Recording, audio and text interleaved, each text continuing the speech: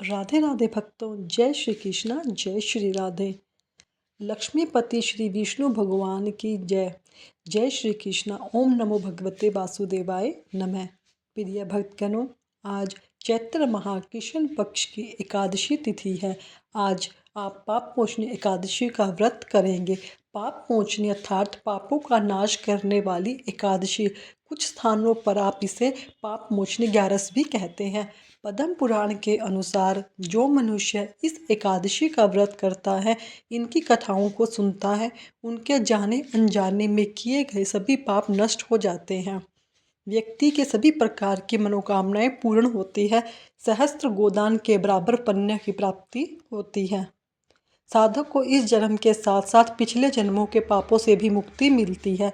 इस दिन भगवान के विष्णु के श्री हरि रूप की पूजा की जाती है। भगवत पुराण में श्री कृष्ण भगवान ने अर्जुन से कहा था कि इस व्रत को करने या इस व्रत कथा को सुनने को मात्र से ही घर में सुख शांति समृद्धि वैभव होता है। व्यक्ति के बड़े बड़े पापों का नाश होता है। इस पवित्र कथा का आधे पर ही त्याग करने वाले मनुष्य घोर नरक में जाते हैं। इस व्रत कथा को सुने बिना एकादशी का व्रत अधूरा माना जाता है। तो आज मैं आपको सुना रही हूँ पाप मोचनी एकादशी की बड़ी ही दुर्लभ पौराणिक कथा, जिसे आप सभी भक्तगण बड़ी श्रद्धा और प्रसन्नचित मन से पूरा अवश्य सुनेंगे। तो आइए भक्तगणों, लक्ष्मी नारायण के चरण कमलों का ध्यान करते हुए कथा का रसपान करते हैं। अर्जुन ने भगवान श्री कृष्ण से कहा, हे मधुसूदन, आपने फागुन मास के शुक्ल पक्ष की एकादशी अर्थात आमल की एकादशी के बारे में विस्तार पूर्वक बताया। अब आप चैत्र माह के कृष्ण पक्ष में आने वाली एकादशी का क्या नाम है, इसकी विधि क्या है, कृपया करके आप मेरी बढ़ती हुई जिज्ञासा को शांत करें। भगवान श्री कृष्ण ने कहा, हे अर्जुन, चैत्र माह के कृष्ण पक्ष की एकादशी को पाप मोचनी एकादशी के नाम से जाना जाता है। एक बार की बात है कि पृथ्वीपति राजा मानधाता ने लोमस ऋषि से यह प्रश्न किया था जो तुमने मुझसे किया है। अंततः जो भी ऋषि लोमस ने राज मानधाता को बताया वही मैं तुमसे कह रहा हूँ। राजा मानधाता ने महान रहस्यों के ज्ञाता महर्षि लोमस से पूछा, हे ऋषि, श्रेष्ठ मनुष्य के पापों का मोचन किस प्रकार संभव है? कृपया कर ऐसा कोई सरल उपाय बताएं जिससे सभी को सहज ही पापों से छुटकारा मिल जाए। महर्षि लोमस ने कहा, हे राजन, चैत्र माह के कृष्ण पक्ष की एकादशी का नाम पाप मोचनी एकादशी है। इसके व्रत के प्रभाव से मनुष्य के अनेक पाप नष्ट हो जाते हैं। मैं तुम्हें इस व्रत की कथा सुनाता हूँ, ध्यानपूर्वक श्रवण करो। प्राचीन समय में चैत्र रथ नाम का एक वन था। उसमें अप्सराएं किन्नरों के साथ विहार किया करती थी। वहाँ सदैव बसंत का मौसम रहता था, अर्थात उस जगह सदा नाना प्रकार के फूल खिला करते थे। सभी गंधर्व कन्याएं विहार करती थी। कभी इंद्र अन्य देवताओं के साथ क्रीड़ा किया करते थे। उसी वन में मेधावी नाम के एक ऋषि भी तपस्या में लीन रहते थे। वे शिव भक्त थे। एक दिन मंजू घोषा नाम की एक अप्सरा ने उनको मोहित कर उनकी निकटता का लाभ उठाने की चेष्टा की। इसलिए वह कुछ दूरी पर बैठकर बेड़ा बजाकर मधुर स्वर में गाने लगी। उसी समय शिव भक्त महर्षि मेधावी को कामदेव भी जीतने का प्रयास करने लगे।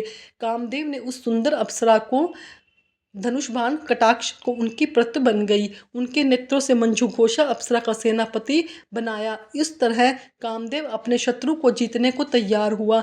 उस समय महर्षि मेधावी भी युवा अवस्था में थे, काफी हष्टपुष्ट थे।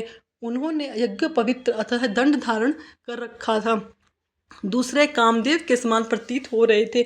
उस मुनि को देखकर कामदेव के मन में हुई मंजू घोषा ने धीरे धीरे मधुर वाणी में वीणा का गायन शुरू किया। तो महर्षि मेधावी भी मंजू घोषा के मधुर गाने पर उनके सौंदर्य पर मोहित हो गए। अप्सरा मेधावी ऋषि को कामदेव से पीड़ित जानकर उनसे आलिंगन करने लगी। महर्षि मेधावी उनके सौंदर्य पर मोहित होकर शिव रहस्य को भूल गए। वो काम के वशीभूत होकर उसके साथ रमण करने लगे। कामदेव के वशीभूत होने के कारण मुनि को उस दिन रात का कुछ ज्ञात ना रहा। काफी समय तक वे रमण करते रहे। तदुपरांत मंजू घोषा उस मुनि से बोली, ऋषिवर, अब मुझे बहुत समय हो गया है, अंततः स्वर्ग जाने की आज्ञा दीजिए। अप्सरा की बात सुनकर महर्षि ने कहा कि हे मोहिनी, संध्या को तो आई हो, प्रातःकाल होने पर चली जाना। ऋषि के ऐसे वचनों को सुनकर अप्सरा उसके साथ रमण करने लगी।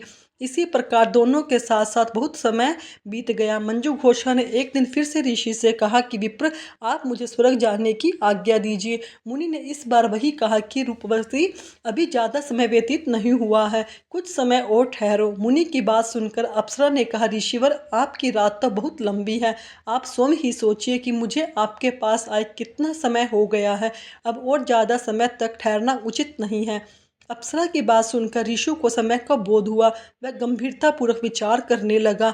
अब उसे समय का ज्ञान हुआ। उन्हें रमण करते हुए 57 वर्ष व्यतीत हो चुके हैं, तो उस अप्सरा को काल का रूप समझने लगे। इतना ज़्यादा समय भोग विलास में व्यर्थ चला जाने पर उन्हें बड़ा क्रोध आया। अब वे भयंकर क्रोध में जलते हुए उस तपनाशक करने लगे। अप्सरा की तरफ भ्रुकुटी तान कर देखने लगे। क्रोध से उनके उधर कांपने लगे, इंद्रियां बेकाबू होने लगी। क्रोध से थरथर सरों में मुनि ने उस अप्सरा से कहा, मेरे तप को नष्ट करने वाली दुष्टा, तू महापापनी है और बहुत ही दुराचारणी है, तुझ पर धिक्कार है। अब तू मेरे श्राप से विमाचनी पिशाचनी बन जा। मुनि के क्रोध युक्त शाप से वह अप्सरा पिशाचनी बन गई। यह देखकर वह व्यथित होकर बोली, हे मुनिवर, मुझ पर क्रोध त्याग कर प्रसन्न होइए और कृपया करके बताइए कि इस सांप का निवारण किस प्रकार होगा। विद्वानों ने कहा, साधुओं की संगत अच्छा फल देने वाली होती है। आपके साथ तो मेरे बहुत समय व्यतीत हुए हैं, अतः आप मुझ पर प्रसन्न होइए, अन्यथा लोग कहेंगे कि एक पुण्य आत्मा के साथ रहने पर मंजू घोषा को पिशाचनी बनना पड़ा। मंजू घोषा की बात सुनकर मुनि को अपने क्रोध पर अत्यंत ग्लानि हुई, साथ ही अपनी अपकीर्ति पर भय भी हुआ। अतः पिशाचनी बनी मंजू घोषा से मुनि ने कहा, तूने मेरा बहुत बुरा किया है, किंतु फिर भी मैं तुझे श्राप से मुक्ति का उपाय बताता हूँ। चैत्र माह के कृष्ण पक्ष की जो एकादशी है, उस नाम का नाम पाप मोचनी एकादशी है। उस एकादशी का उपवास करने से तेरी पिशाचनी देह से मुक्ति हो जाएगी। ऐसा कहकर मुनि ने उसको व्रत का सब विधान समझा दिया। फिर अपने पापों का प्रायश्चित करने के लिए वे अपने पिता चमन ऋषि के पास गए। चमन ऋषि ने अपने पुत्र मेधावी को देखकर कहा, हे पुत्र, ऐसा क्या हुआ कि तूने कि तेरे सभी तप नष्ट हो गए हैं, जिससे तुम्हारा समस्त तेज मलिन हो गया है। मेधावी मुनि ने लज्जा से अपना सिर झुकाकर कहा, पिता श्री, मैंने एक अप्सरा से रमण किया, बहुत बड़ा पाप किया, इसी कारण संभवतः मेरा सारा तेज तप नष्ट हो गया है। कृपया करके आप मुझे इस पाप से छूटने का उपाय बताइए। ऋषि ने कहा कि हे पुत्र, तुम चैत्र माह के कृष्ण पक्ष की पाप मोचनी एकादशी का विधि पूर्वक भक्ति भाव के साथ व्रत करो, इसके तुम्हारे सभी पाप नष्ट हो जाएंगे। अपने पिता चमन ऋषि के वचनों को सुनकर मेधावी मुनि ने पाप मोचनी एकादशी का विधि पूर्वक व्रत किया। उसके प्रभाव से उनके सभी पाप नष्ट हो गए। मंजू घोष अप्सरा भी पाप मोचनी एकादशी का उपवास करने से पिशाचनी देह से छूटकर पुनः अपना सुंदर रूप धारण करके स्वर्गलोक को चली गई। लोमश मुनि ने कहा कि हे राजन, इस पाप मोचनी एकादशी के प्रभाव से समस्त पाप नष्ट हो जाते हैं। इस एकादशी के कथा के श्रवण व पठन से हजारों गोदान करने का फल प्राप्त होता है। इस उपवास के करने से ब्रह्म हत्या करने वाले, स्वर्ण चुराने वाले, मद्यपान करने वाले, गमन करने वाले आदि सभी भयंकर पाप नष्ट हो जाते हैं और अंत में स्वर्गलोक की प्राप्ति होती है। राजन, तुमने विष्णु भगवान की लीलाओं को तो सुना है। यह पाप मोचनी एकादशी का व्रत का प्रभाव ही था कि पुराने समय में एक निर्दयी कुष्ठ रोगी बहेलिया को गंगा जी ने चैत्र माह के कृष्ण पक्ष की पाप मोचनी एकादशी के दिन गंगा में स्नान करके तुलसी वृक्ष की पूजा करने तथा पाप मोचनी एकादशी व्रत कथा को सुनने की सलाह दी। इसके बाद बहेलिया ने इस तिथि को तुलसी के पौधे का पूजन कर व्रत कथा का श्रवण किया। वह रोग मुक्त हुआ और पाप मुक्त हुआ। इसी संदर्भ में एक प्राचीन कथा है। प्राचीन काल में काशीपुरी में एक देवव्रत नामक ब्राह्मण हुआ था। उसकी मालती नाम की एक पापनी पुत्री थी। उसका विवाह सत्यशील नामक एक बड़े विद्वान ब्राह्मण के साथ किया गया, परंतु वह रूप यौवन युक्ता कभी भी पति को प्रिय न हुई। वह अपने पति से न प्रेम करती थी, उसे ज़्यादा द्वेष रखती थी। वह अपने पति पर क्रोध करके उसे वशीभूत करने की इच्छा से पतित स्त्रियों के बताए अनुसार अपने पति के दास का समान वश में करने का वशीकरण के लिए औषधियाँ लेने हेतु एक योगिनी के मंदिर में जाकर योगिनी को प्रसन्न करने लगी। वह दुराचारणी बहुत ही शीघ्र उस कुटी में जा पहुंची, जो बहुत लंबी चौड़ी और एकांत थी। वह एक योगिनी के आने की बाट में रुद्राक्ष की माला जप रही थी। इस प्रकार उस स्त्री की प्रार्थना करने पर योगिनी ने प्रसन्न हो उस पति को वश करने के लिए मंत्र बताए। तब उस स्त्री ने नमस्कार कर सूर्य के कांत के समान प्रकाशमान हीरे से जड़ित अपनी अंगूठी योगिनी को दे दी, जिससे प्रसन्न होकर योगिनी ने उसके हृदय का वृत्तांत या उस मालती नामक स्त्री को वशीकरण चूर्ण देकर कहा कि इस चूर्ण को अपने पति को किसी भी चीज में मिलाकर खिला देना। ऐसा करने से तेरा पति तेरे वश में होकर किसी के पास नहीं जाएगा तथा तेरे दुष्ट चरित्रों को देखकर भी उसे कुछ समझ में नहीं आएगा। उस स्त्री ने घर जाकर संध्या के समय वह चूर्ण दूध में मिलाकर अपने पति को दे दिया। उस चूर्ण के पीने से उसे क्षय रोग हो गया, जिससे वह दिनों दिन क्षीण होने लगा। उसके गुह्य स्थान में घाव होने लगे, कीड़े पड़ गए। पति की ऐसी दशा हो जाने पर वह दुष्ट स्त्री इच्छापूर्वक विचरने लगी। उसका पति घाव की पीड़ा से व्याकुल हो त्राही त्राही पुकारने लगा और बोला कि हे शोभनी, मैं तेरा दास हूँ, तेरी शरण में हूँ, मेरी रक्षा कर, मैं पर स्त्री की इच्छा नहीं करता हूँ। अपने पति की ऐसी बात सुनकर वह घबरा गई और पति के जीवन से मेरा सुहाग बना रहे, ऐसा विचार कर योगिनी के पास फिर से गई और उससे सब बातें कह गई। तब उसने पहले औषधि को शांत करने के लिए दूसरी औषधि दी। उसका सेवन करते ही उसके पति का रोग ठीक हो गया। वह सदैव घर में ही रहता था, उसके वश में हो गया। उसकी स्त्री के पास सभी जातियों के व्यभिचारी पुरुष आते थे, काम के बहाने से आने लगे और उस पाप के कारण उसके शरीर में भयानक प्राणनाशक फोड़े निकल गए, जिन्होंने उसकी नाक, जुभा और दोनों कान में छेद कर दिए। उसके स्तन कट गए और अंगुलियों की डोट बंध गई। कुछ कुष्ठी रोग हो गए। अंत में वह देह त्याग कर नरक में चली गई। 15 सहस्र वर्ष तक ताम्रभाड़ नाम के नरक में जलते रहने के कारण 100 जन्म तक बार बार कुत्ते की योनि में पड़कर घर घर घूमती रही। फिर सौराष्ट्र देश में पद्म बंधु नामक ब्राह्मण की दासी के घर कुतिया बनी। उसके कान टूटे फूटे, पूंछ खिन्न तथा मस्तक में कीड़े पड़े हुए थे। इस प्रकार उस जन्म में भी वह अनेक प्रकार के क्लेशों को सहन करती रही। देवयोग से जब कर्म फल पूरा हो गया तो चैत्र माह के कृष्ण पक्ष के पाप मोचनी एकादशी के दिन पद्म बंधु का पुत्र नदी में स्नान करके पवित्र गीले वस्त्रों से घर आया। वहां तुलसी स्तंभ के पास उसने अपने चरण धोए। उसी स्तंभ के नीचे वह कुतिया भी सो रही थी। सूर्योदय से पहले वह कुतिया उस चरणों में धोए गए जल में लेट गई और जिससे सभी अशुभ कर्म तत्काल नष्ट हो गए। पूर्व जन्म के याद भी आ रही। तब वह पूर्व जन्म में किए कर्मों को सोच सोचकर ताप से व्याकुल हो त्राही त्राही करने लगी। भय से व्याकुल हो उस मुनि पुत्र ने अपने पूर्व जन्म के लिए कर्मों की भ्रांस नामक नरक में पड़ने के लिए 100 जन्मों तक कुतिया की योनि में रहकर कष्ट भोगने की कथा का वर्णन करते हुए उसकी कहने लगी कि हे ब्राह्मण पुत्र, अब मैं तुम्हारे सन्मुख खड़ी हूँ। ब्राह्मण, मैं तुम बड़ी दुराचारणी और खोटी हूँ, इसलिए चैत्र माह के कृष्ण पक्ष की पाप मोचनी एकादशी के दिन तुलसी के छांव में अपने चरणों के धवन से मुझे अपने पूर्व जन्म की याद आ गई। अंतः आप अपने पुण्य को मुझे देकर मेरा उद्धार करो, दिन और व्याकुल हो, मैं मेरी रक्षा करो। मैं आपको नमस्कार करती हूँ। ऐसा वचन सुनकर वह मुनिपुत्र कुतिया से बोला कि कुतिया, अपने किए हुए कर्मों से के सुख रूप फलों को मैं प्राणी भोगते हैं। हे दुराचारणी, शूद्र क्या करेगी? मुनि पुत्र ने ऐसे कहने पर कुतिया अत्यंत दुखी होकर चित्कार करने लगी। उसके पिता से कहने लगी कि पद्म बंधु, मैं तुम्हारे द्वार पर खड़ी हूँ, कुतिया हूँ, मेरे द्वारा दिए रोटी को नित्य खाती हूँ। तुम मेरी रक्षा करके गृहस्थ महात्माओं के घर पर जो पड़े रहते हैं उनका उद्धार करना उनका आवश्यक कर्तव्य है। ऐसा ना करने से वे भगवान के कोप से अपने सर्वस्व को नष्ट कर अंत में नरकगामी होते हैं। ऐसा वेद वेदांतों का मत है। यह कर्म कर्तव्य है। तुम दयालु हो, अंतः मुझ दुष्ट बुद्धि का उद्धार करो। दुखिया कुतिया के ऐसे वाक्य सुनकर पद्म बंधु शीघ्र ही घर से बाहर आए और कुतिया से पूछने लगे, क्या बात है? तब वहां पर खड़े हुए मुनि पुत्र ने सबका कथा का वर्णन किया। अपने पुत्र के वचन सुनकर वे विस्मय होकर बोले, मेरा पुत्र होकर भी तूने यह क्या किया? हे पुत्र, साधुओं को ऐसे वाक्य शोभित नहीं देते। देखो, चंद्रमा, सूर्य, पवन, पृथ्वी, अग्नि, जल, चंदन और महात्मा लोग सभी परोपकार में स्थिर हैं। हे पुत्र, दधीचि ने देवताओं को उपकार के लिए दैत्यों को महाबली जानकर अपनी हड्डियां भी निकाल कर दे दी थी। राजा शिव ने कबूतर के बदले अपने मांस काट कर दे दिया था।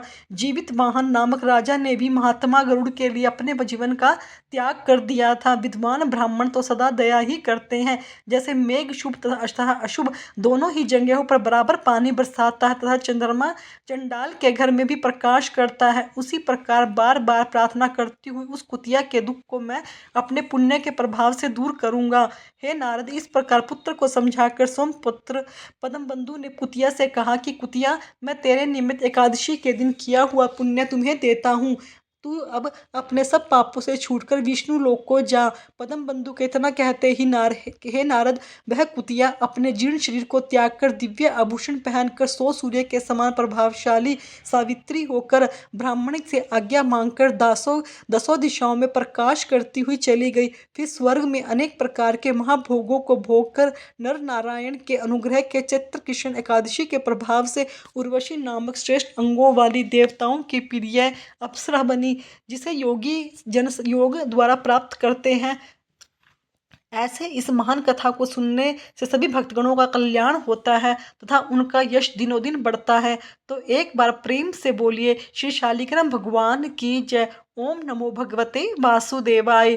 प्रिय भक्तगणों, अब श्रवण करेंगे एकादशी के दिन सुनी जाने वाली एकादशी माता की कथा। यह कथा सुने बिना व्रत कथा अधूरी मानी जाती है, तो इसे पूरा अवश्य सुनिएगा। एक बार एक बूढ़ी माँ ने एकादशी का व्रत रखा, बड़ा ही भाव भक्ति पूजा अर्चना की। उन्हें वृद्धावस्था में क्या बाधा थी, वह तो अपने पुत्र पौत्रों की सुख सुविधा के लिए व्रत किया करती थी। वे दिन भर तो जरा कठोर नमन करके अपने प्रयास को रोक देती थी। दिन में ब्राह्मणों को मिट्टी के पात्र में भरकर पानी और ऋतु फल दान किया करती थी, दही वितरण किया करती थी। उन्हें गर्मी के कारण बहुत बेचैनी हो रही थी, इस कारण वे बहुत देर तक पानी में खड़ी पड़ी रही, मुंह धोती रही। तब बहुत कहीं थोड़ा बहुत धैर्य बंध गया। धूप तो तेज पड़ ही रही थी, इस कारण बार बार मुंह सूख रहा था, बहुत बेचैन हो रही थी। एक तो बुढ़ापा, दूसरा भयंकर गर्मी, वृद्धावस्था की स्थिति तो कुछ दूसरे ही प्रकार की होती है। जैसे तैसे रो धो के दिन कट गया। अब पहाड़ सी रात सामने थी, उसका कटना बड़ा ही कठिन दिखाई दे रहा था। खटिया पर पड़े पड़े शांति नहीं मिल रही थी, वे बार बार करवट बदल रही थी। अनेक बार वे बाहर जाती और भीतर आती, उन्हें घर के अंदर शांति नहीं थी। वे खटिया पर पड़ी पड़ी एकादशी माता का स्मरण करती रही। वे कहती रही कि हे माता, जो आप मेरी लाज रखिएगा, आप ही मुझे शांति दीजिएगा, जिससे मैं यह व्रत पूरा कर सकूं, यह पहाड़ सी रात शांतिपूर्वक व्यतीत हो सके। प्यास के कारण बूढ़ी माँ की बेचैनी तो बढ़ ही रही थी। उन्होंने धैर्य रखने का बहुत प्रयास किया, किंतु सहनशीलता की सीमा टूट गई। वे घबरा कर एकदम चिल्ला उठी, बोली कि बचाओ बचाओ। अम्मा का चिल्लाना सुनकर परिवार भर के नर नारी बच्चे पड़ोसी एकत्रित होकर बूढ़ी अम्मा की खटिया के समीप पहुंच गए। सबने पूछा कि अम्मा, आपको क्या हुआ है, आप क्यों चिल्ला रही हैं, आप इस वृद्ध अवस्था में यह कठिन व्रत क्यों कर रही हैं। अम्मा जी की शक्ति से ही भक्ति होती है। थोड़ी ही देर में फिर से बोली कि ओ मेरे प्राणनाथ, प्राण निकले जा रहे हैं, मेरी छाती पर ठंडे पानी का घड़ा रख दो। अब नातियों ने दादी की छाती पर ठंडे पानी का पात्र रख दिया। तब उन्हें कहीं थोड़ा सा आराम मिला और थोड़ी देर के लिए उन्होंने अपनी आंखें बंद कर ली। अब एकादशी माता ने सोचा कि यह बूढ़ी अम्मा तो बहुत कठोर है, जरा जाकर इसकी परीक्षा लेनी चाहिए। आधी रात को मुर्गा बनकर टर्टर करने लगा। मुर्गे की आवाज़ सुनकर दादी जल्दी से उठी और बाहर जाकर आसमान की ओर देखा।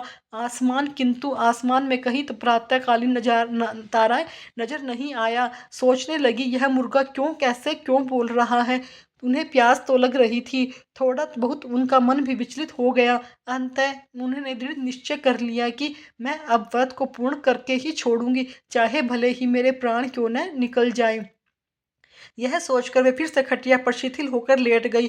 थोड़ी देर में एकादशी माता ने उनकी फिर से परीक्षा लेनी चाहिए। एक छोटी सी बालिका एक गिलास में शरबत लेकर उसके सिरहाने आकर खड़ी हो गई और जोर से बोली कि दादी जी, सवेरा हो गया है, आप हाथ मुंह धोकर शरबत पी लीजिए।